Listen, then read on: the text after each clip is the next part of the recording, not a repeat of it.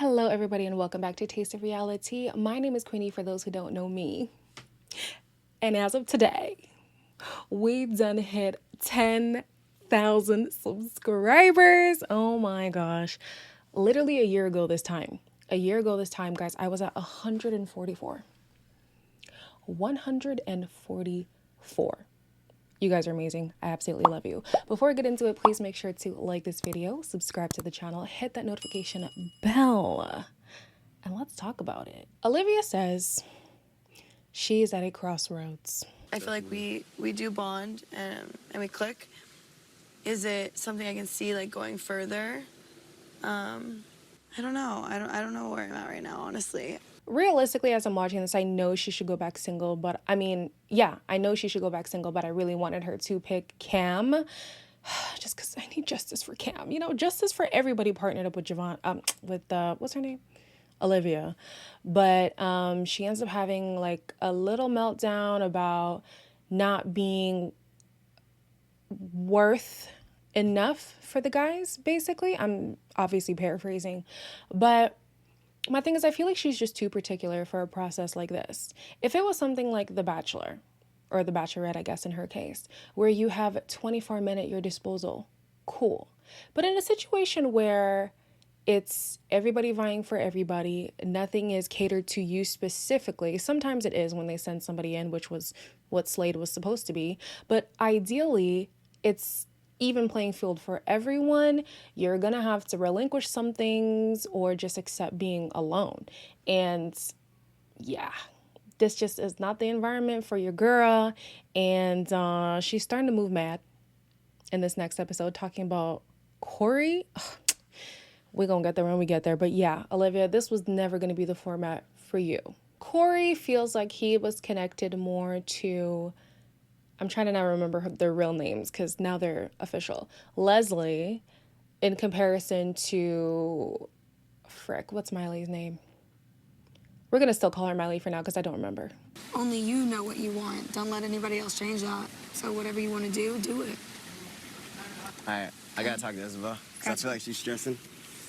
She tries it with him again to try to see like if he has feelings for her, and he's very distant with her, and he's clearly set on Leslie. And I think I've resolved that Corey likes women who are emotionally unavailable. He likes women who he finds physically attractive, of course, but don't allow him in. Not everybody might agree, but there's just something about everybody he picks that there's a lack of emotional availability for him specifically. And the fact that you're stuck on Leslie, who is the biggest game player of all the women. Well, so I thought. Shannon was saying things about Jenny that maybe that might not be the case, but the fact that he went for her and not for a girl who was very adamantly for him, who he was attracted to, just makes me think, yeah, he has a thing for just fighting for women who don't want to fight for him. Charlie is doing a last check-in with Cash before they decide whether or not they'll go back to the villa together. So you want to do this thing? Yeah, I do. Yeah. Yeah. With me? We don't catch up right here. Realistically, here's the thing. Regardless of Cash's actual situation, my philosophy is if in Casa Amor you find a connection with someone, always take that person back.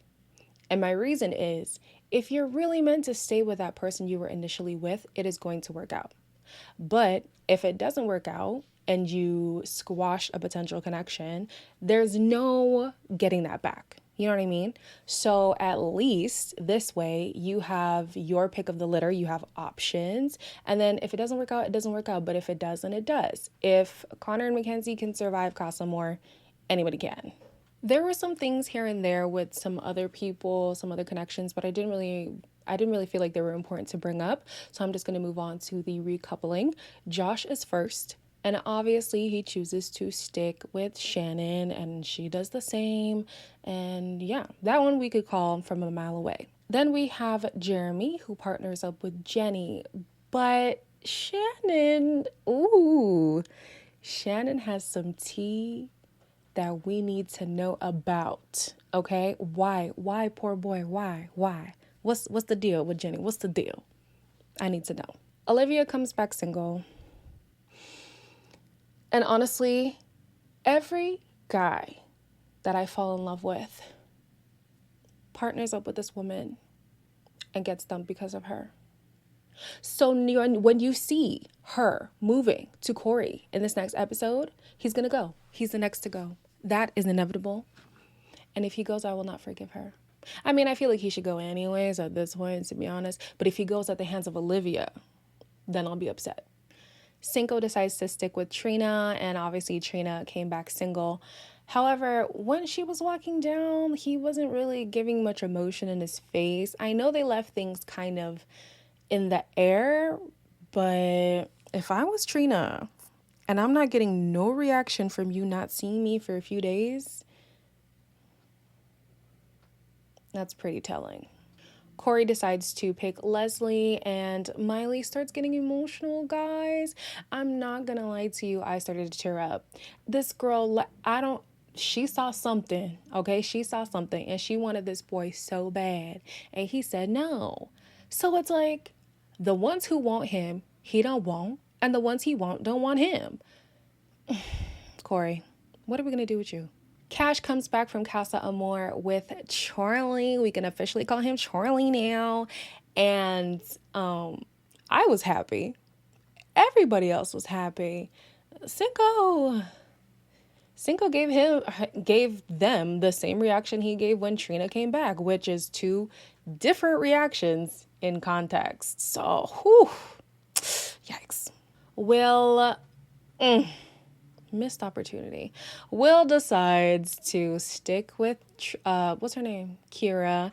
And I mean, even the thought of another woman sends Kira into a panic attack. So I wonder how things are going to go when now he has to atone for his sins. Yeah, there's a moment at the end when all the girls from Casa Amor are saying bye, and he basically thanks Flo for her service. Basically, Flo starts to cry, and then you have Shannon back to her messiness talking about he was really nervous. I think you're gonna need to talk to him. I mean, yeah, they do need to talk, but girl, go somewhere.